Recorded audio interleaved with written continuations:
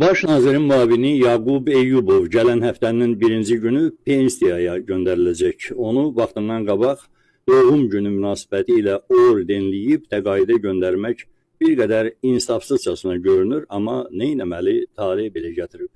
Məsələ burasındadır ki, Yaqub Eyyubovun cəmi cümlətanı 80 yaşı var və təqaüdə göndərilməsə hələ nə qədər işlər görə bilərdi.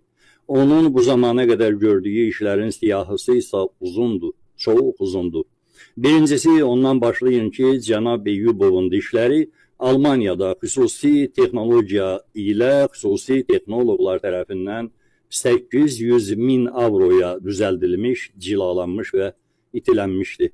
İkincisi, Yaqub Eyyubov Rusiya və Azərbaycan arasında silah ticarətindən böyük atkatların təşkil edilməsində mühüm rol oynamış və bu əməliyyatlar nəticəsində Əliyev ailəsinə milyardlar qazandıra bilmişdi. Üçüncüsü, ondan bəhs edim ki, cəmi 2 il bundan əvvəl partlayan bombalardan biri də Yaqub Eyyubovu vurmamışdı.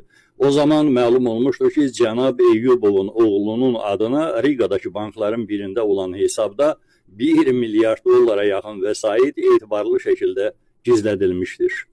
Dördüncüsü, hələ 5-6 il bundan əvvəl məlum olmuşdu ki, cənab Yaqub Eyyubovun ailə biznesinin hüdudları ABŞ və Kanadaya qədər uzanır. Maşallah, çox təravətli çiçəklər də açır.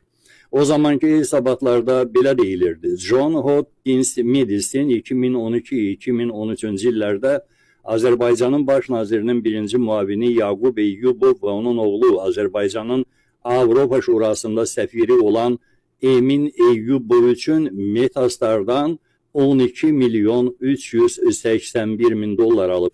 ABŞ-ın Maryland ştatında Baltimore şəhərində yerləşən və ABŞ-ın ən aparıcı tibb müəssisələrindən biri olan John Hopkins Medicine'in dəyəri 8 milyard dollardır.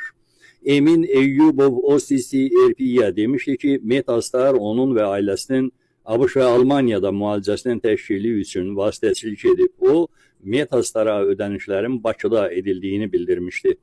ABŞ firması olan Northern Pharmacy and Medical Equipment tibb ləvazimatları diabetik vasitələr təklif edir. Firma 75 ildir ki, fəaliyyət göstərir.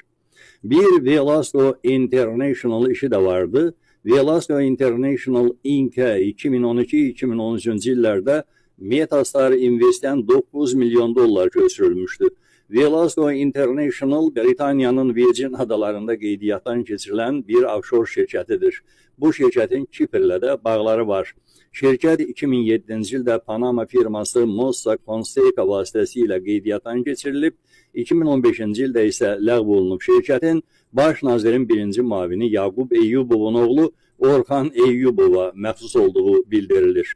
Velasco International qeydiyyat ünvanı Yaqub Eyyubovun Bakı Az 10-25 Yusif Səfərov küçəsi 1 drop A mənzil 20-də yaşadığı evin ünvanı ilə üst-üstə düşür. Emin Eyyubov Velasco International Mossack Fonseca'nın özü və ailəsi arasında əlaqələr haqqında heç bir məlumata malik olmadığını söyləmişdi. Bir qədər qeyri-səmimi çıxırdı. O əlavə etmişdi ki, heç ailəsinin Bakıdakı yaşayış ünvanını da bilmir. Əlavə məlumat üçün bilirim ki, Yaqub Eyyubov oktyabr ayının 24-də 1945-ci ildə anadan olmuşdur və 2 gün sonra onun 80 yaşı uğurla tamam olacaqdır. Çox təəssüf, cənab Eyyubovun indi məsələn 50 yaşı olsaydı, onu hələ nə qədər fəth edilməmiş zirvələr gözləyirdi. İndiyə qədərki fəaliyyətinin nəticəsi olaraq baş nazirin müavini Yaqub Eyyubovun ailəsinə məxsus olan sərvətlərin həcmi təxminən 12 milyard dollara yaxın qiymətləndirilir. Xatırladım ki, o bu qədər vəsaiti uzun illər ərzində dövlət qulluğunda göstərdiyi təmənnasız xidmətlər nəticəsində əldə edə bilmişdi. 1999-cu ildən baş nazirin müavini, daha sonra 2003-cü ildən indiyə qədər baş nazirin birinci müavini olan Yaqub Eyyubovun bir sıra mühüm təltifləri də var.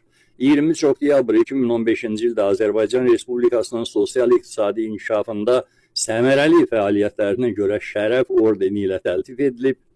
Belarus prezidenti Aleksandr Lukashenko tərəfindən Belarus və Azərbaycan arasında ticarət-iqtisadi münasibətlərin inkişafında və möhkəmləndirilməsində əhəmiyyətli töhfələrinə görə Belarusun Şərəf ordeni ilə də təltif edilib. 2016-cı ildə Vladimir Putin tərəfindən Rusiyanın Dostluq ordeni ilə təltif edilmişdi.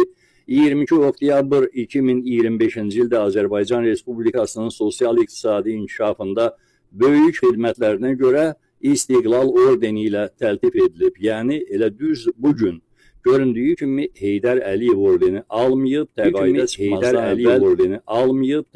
çıxmazdan əvvəl bu ordeni də alıb getmək şansı var. Arada hələ ən azı 2 gün var.